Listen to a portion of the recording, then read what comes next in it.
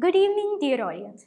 This is me, Lakshmi Sloka from grade 10th of ZPHS Asif Nagar, Karimnagar district. I welcome you all for today's Paramita TEDx event. I assure you that my talk will amuse you for sure. Imagine a sun-drenched forest in ancient India. A young boy named Satyakama Jabala approaches the great sage Gautama. He seeks the highest knowledge, the truth of the universe. In the tradition of the Upanishads, the sage asks, "What is your lineage, my son?" Satyakama doesn't have a noble title or a famous father. He goes to his mother, who tells him the simple truth. She was a servant and she does not know what is his lineage. Satyakama returns and tells the sage exactly that. Gautama smiles. He doesn't see a boy without a pedigree. He sees a soul committed to the truth. But he doesn't hand him a book. Instead, he hands him 400 lean, weak cows and says, "Follow them." Satyakama doesn't complain. He doesn't see this as a chore. He makes a vow. "I shall not return until there are 1,000." For years, he lived in a wilderness. He protected them, talked to them, and cared for them. He wasn't doing his job. He was in a state of communion. He wasn't fulfilling a contract.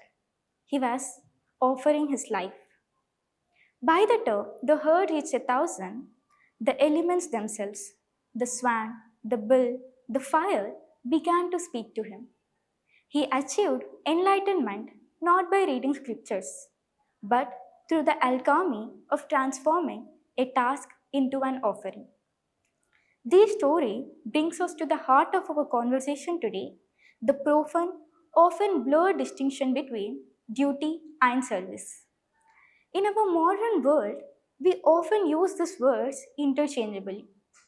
We talk about customer service when we really mean contractual duty. We talk about public service when we often mean bureaucratic obligation. But if we look closely, these are worlds apart. Duty is defined as a mandatory, external obligation, task, or responsibility detected by rules, laws, or morality. It is essentially a have to based on rules or job requirements. There is a lesser known fact about the word duty. Its etymological roots trace back to the old French du, meaning dirt which is owed. Duty is a debt, it's a transaction. You perform it to maintain social fabric, or quite practically, to receive paychecks or avoid penalties. Service, however, is a voluntary, intrinsic, and altruistic actions performed for the benefit of others, often without expecting rewards. It is driven from an internal desire to help or care, making it an offering of self. You perform duty because you must, but you offer service because you choose to. Duty is performed due to necessity, but service is driven from love and desire. Think about it. A nurse administering medication at 4 a.m. is doing her job, but the nurse who stays an extra 5 minutes to hold the hand of a frightened patient listening to their stories is performing service. One is a job and the other is a calling. Why does this distinction matters to the world's citizens today? Because we are living in the crisis of meaning. When we live purely in the realm of a duty, we eventually face burnout. Duty is heavy. It is the weight that we carry because we are told we should. Service. Service is beyond. Service is typically voluntary. It is going beyond required obligations. There is a fascinating biological reality here. When we perform acts of voluntary service, what psychologists call pro-social behavior, our brains release a cocktail of oxytocin, dopamine, and serotonin, which is often called the helper's high. Duty might keep the lights on, but service lights up the soul. Duty might keep the lights on, but service lights up the soul. We live in a hyper connected global village, yet we feel more isolated than ever. Why? Because we have perfected the systems of duty, but we have neglected the spirit of service. We have laws to ensure people don't steal, but we lack the widespread spirit to ensure people don't go hungry.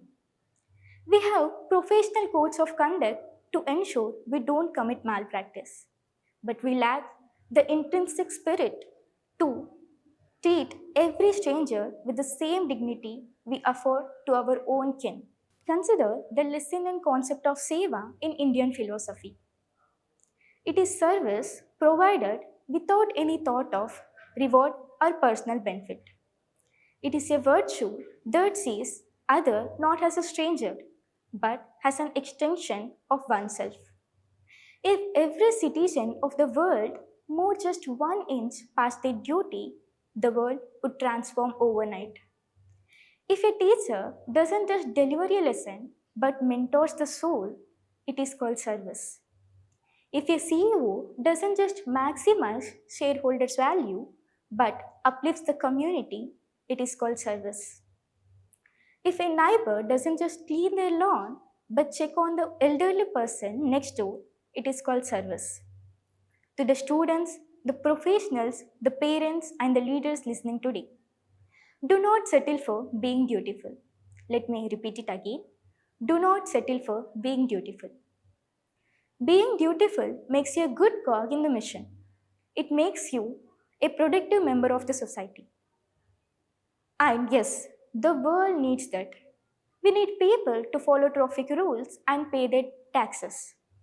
But the world doesn't thrive on cogs.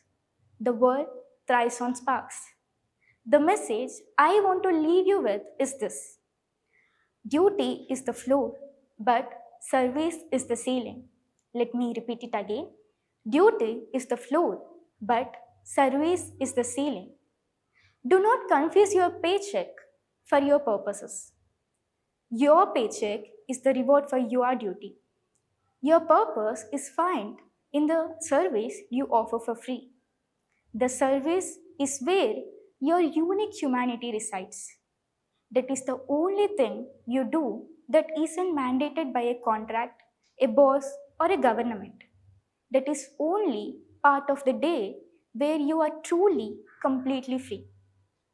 As the poet Rabindranath Tagore beautifully wrote, I slept and dreamed that life was joy. I awoke and saw that life was service. I acted and behold, service was joy. How can we bridge this gap? It starts with the shift in perspective. Service is often seen as virtue or calling, while duty is seen as formal obligation or task. Next time, when you are faced with a task, ask yourself, am I doing this because I have to, or can I find a way to offer it because I want to? When you transform from have to the choose to, the energy of the action changes. The exhaustion of the mandatory evaporates and is replaced by the exhilaration of voluntary. Let me repeat it again.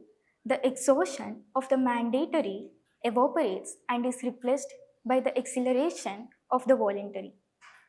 Satyakama Jabala, the boy from the Upanishads, didn't become a master just because he herded cows. He became the master because he loved the cows. He turned a mundane duty into a sacred service. The world doesn't need people who are just doing their jobs. We have plenty of those. The world is starving for people who are willing to go beyond required obligations. It is starving for the intrinsic, the altruistic, and the selfless. From today onwards, fulfill your duties, pay your bills, follow the rules, and do your work. But don't stop there. Find that one area where you can offer yourself, where you can provide a service that no law requires and no paycheck rewards. Because that space, the space between what we have to do and what we choose to do, lies our true greatness. That is where we stop living as a residents of a country and start being the citizens of a humanity. Thank you.